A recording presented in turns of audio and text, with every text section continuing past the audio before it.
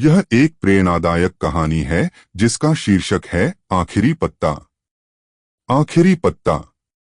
एक समय की बात है, एक छोटे से गांव में दो सबसे अच्छी सहेलियां रहती थीं, मीरा और सुधा। दोनों साथ में स्कूल जाती थीं, खेलती थीं और एक ही ख्वाब देखती थीं, बड़ी होकर कुछ बड़ा करना है। लेकिन एक दिन मीरा को तेज बुखार हुआ।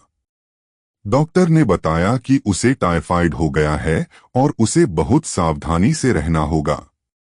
वह कई हफ्तों तक बिस्तर पर पड़ी रही। उसका बिस्तर खिड़की के पास था।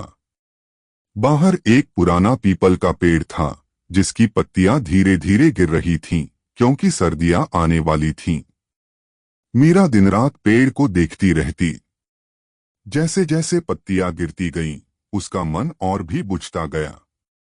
एक दिन उसने धीमी आवाज में सुधा से कहा, देखो सुधा, जब आखिरी पत्ता गिरेगा मैं भी चली जाऊंगी। मुझे लगता है मेरी जिंदगी उस पेड़ की आखिरी पत्ती से जुड़ी है। सुधा डर गई, लेकिन उसने कुछ नहीं कहा। रात को जब मीरा सो गई, सुधा चुपके से बाहर गई। उसने कागज से हूबहू वैसी ही एक पत्ती बनाई और उसे हरे रंग से रंगा।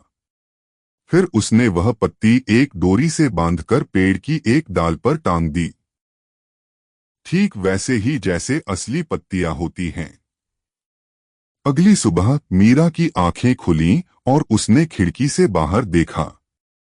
अरे, अभी भी एक पत्ती बची है, उसने हैरानी से कहा। दिन बीतते गए, मौसम और खराब होता गया, लेकिन वो पत्ती अपनी जगह पर टिकी रही। मीरा को धीरे धीरे विश्वास होने लगा कि अगर वो पत्ती इतनी तेज हवाओं और बारिश में भी नहीं गिरी, तो मैं भी जिंदा रह सकती हूँ।